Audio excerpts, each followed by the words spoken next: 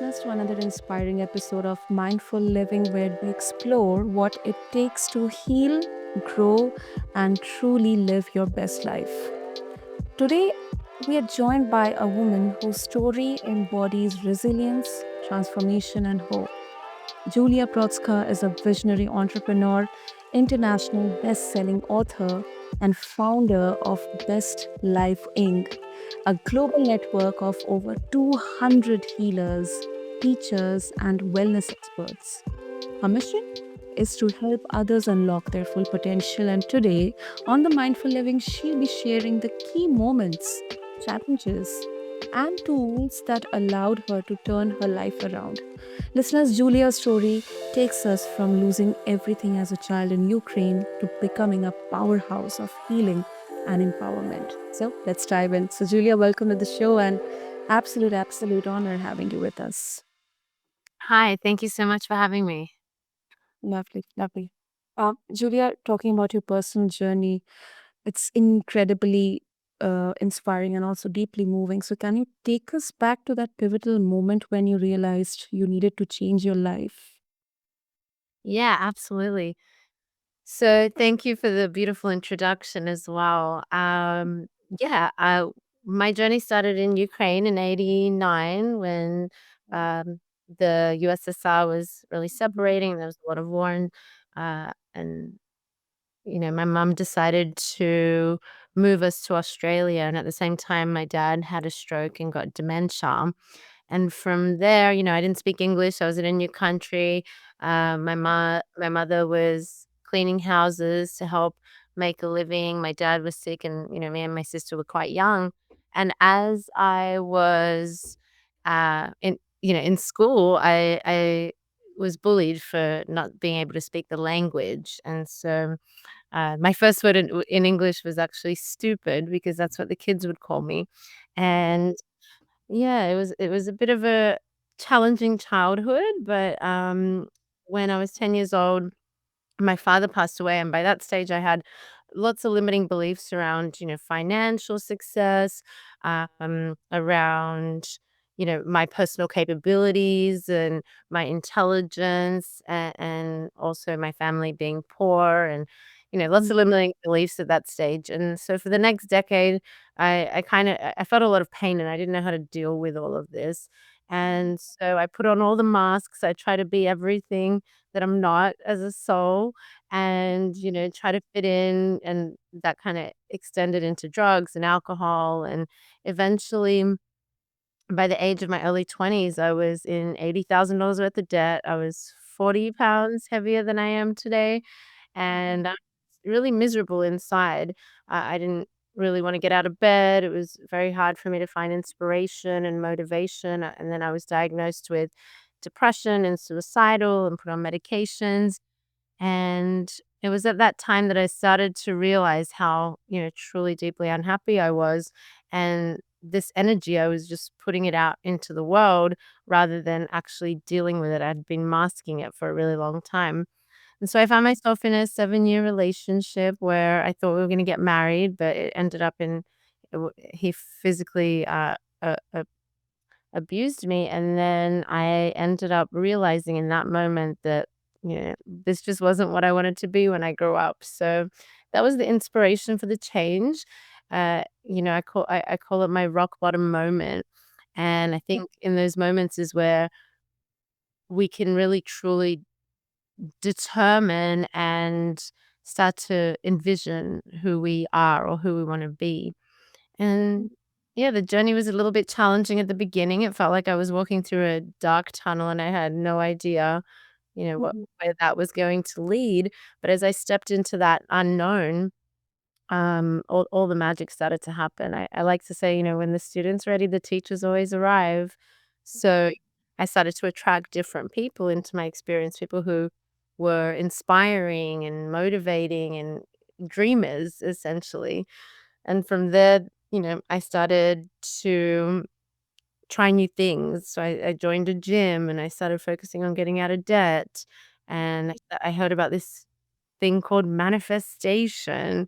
And somebody inspired me to the book The Secret. And I remember the first time I read The Secret, I thought, "What are they talking about? What do you mean thoughts can become things?" And so that's kind of where it started. I was just curious enough to start to explore, and my journey was really fueled around finding someone out there who was happy because I wasn't really feeling it or experiencing it, not only within myself, but with the people that I surrounded myself with and the things that I chose to do at that time. Wow. Wow. First of all, thank you so much for sharing your journey. And I think it's so humble of you to say that it was a bit of a challenging, but I think, you know, for a person who is at the lowest moment of their life, it's very, very easy to give up. But you took it under your control and you decided that this is not how I'm going to live my life. And, you know, speaking about the practices, about, manifestation, you have also used practices like yoga, meditation, and sound healing to have that lasting transformation. Which of these have had the biggest impact on you personally? And how can someone leverage it? Yeah, so as I kind of stepped into I guess we can call it the world of transformation, where I started to meet new people and see interesting new perspectives. This stuff wasn't that popular 15 years ago, or at least I hadn't ever really come across it. And as you know, somebody once actually was trying to tell me to meditate, but I thought meditation was weird at that time. I didn't want to meditate. That's what monks do. I'm not a monk. And so I had all these like programs and associations at that time. And so then my boss said, "Why don't you just take 10 minutes of silence per day?" And that was the only way I could digest it at the time. So I started to take those 10 minutes and I really started to like them once I learned how to sort of get my mind a little bit quieter than it was before. And I'd start to feel really good after doing it. That 10 minutes turned into 15 minutes, turned into 20 minutes. And then, soon enough, I was meditating. And so, I mean, I think everybody's very different. Everyone has different levels. There wouldn't be one specific modality, and they're all used for very different things. So, me personally, I'm a hypnotherapist now, and that's one of my favorite modalities because I love the fact that we can go straight into the subconscious mind and reprogram beliefs that are limiting us into new ones that are better serving, and also just quietening the mind and being able to access our soul, our heart, our deepest, truest self for the answers, I think is the most important thing because then you realize there really is nothing or no one outside of you ever needed. The answers are always within, and you just have to sit down for long enough and be open enough, surrender a little bit, move out of the way, and receive all the information that you already have here or you already have access to. So, through all the different modalities they use for so many things. Like, when I started getting into this world right after meditation, that's when I started to explore, sound healing and Chinese medicine and uh, Japanese Reiki energy healing. So, all different modalities. And I started to find the similarities of the teachings all over the world. And I started to see that real transformation starts with the mind and it comes from within. So that was really the big catalyst for it. But when it comes to each modality, everyone's different. We do these custom private retreats for people right now, and every conversation always starts with, what is your goal? What is the intention?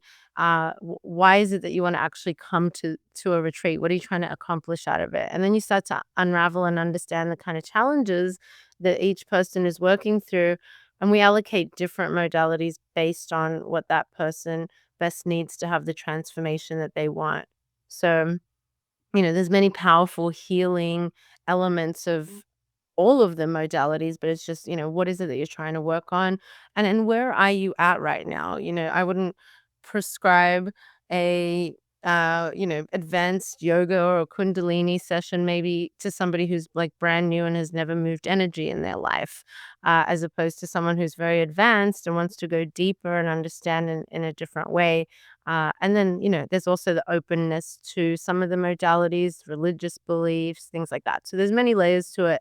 I think the best advice I could give on selecting a modality is try a few different things and see what resonates for you.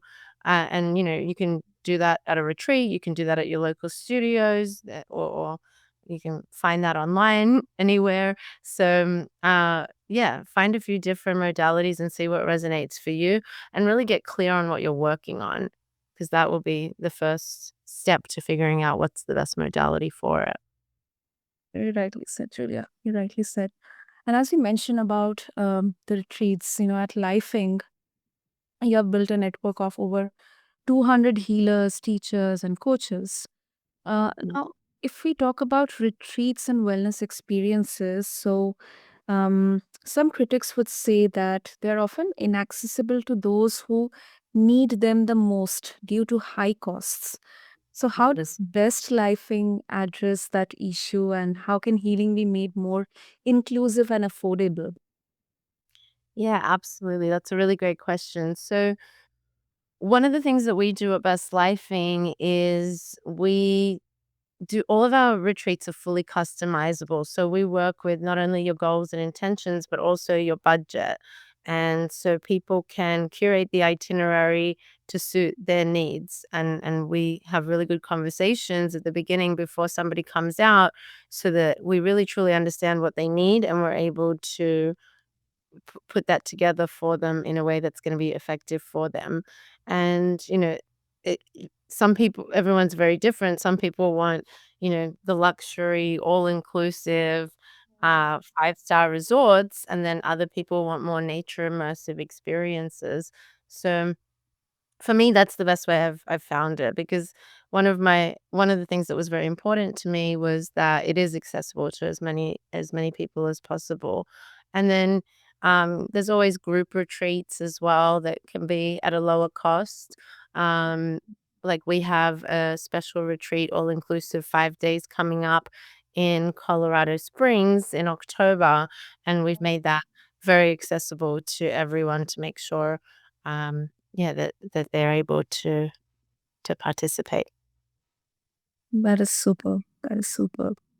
And you have helped so many people transform their lives, Julia. So, any success stories, powerful, anyone you would like to share, and maybe how did it affect you personally, like an impact? Yeah, that's a great question. Every single retreat, we always talk about this with my team. Every retreat changes all of us as well because we grow and learn so much, Mhm. not only about ourselves and what we're doing from a work perspective, but we learn about ourselves as well. I think when a guest and a healer attract one another in however way that is, there's growth for both parties. And, if we take into account that we're all oneness and we're calling each other in every moment, Mhm. then you can sort of start to understand that if you're open to always learning, you can see the lesson in front of you. And sometimes that lesson might be a reflection of an emotional state that you're going through. Like one guest that I had was he had lost his wife, and through hypnosis, he was connecting and speaking with her, and he was saying everything to her that he didn't get to say while she was alive, and, it was a beautiful experience, and I'm so grateful to, be a part of moments like this with people. He was, saying to her the things that he apologized for, the things that he missed about her, the things that he loves about her. And it was just such a beautiful expression. And that to me was like, well, when was the last time you called your mother? Or when was the last time you told somebody you loved them? It was a reminder, a beautiful reminder of, if I had lost an important person in my life, what things would still be left unsaid. So things like that, it's beautiful reminders, it's beautiful growth together, facilitating the journey. But if you're open to seeing how it's relevant for you as well, we're all involved, we're all creating together. And then I do have another favorite. I mean, I have so many favorites. I always actually say, um, the retreat that I'm on right now is always, like, the best one, and I think it's got a lot to do with the fact that, I'm growing, so I'm creating from a different level of consciousness each time, and I'm not talking about growing on subjects, I'm talking about growing on the work that I'm doing, getting better at it, getting more consistent, becoming a better version of myself each and every moment. That's always my conscious work that I'm trying to do within. And so the group in front of me is always, a reflection of that growth. And so it's always really fun to take on a new group and go on a journey with them. So right now we also do like private corporate groups. And right now I'm working with this incredible group who just, watching their desire for transformation and watching the work that they put in, and then seeing the magic, the the transformation in the facial expressions, the body language, internally, externally, you can see it and feel it everywhere. And so watching all of that is an incredible blessing as well. And yeah, this group has just come such a long way.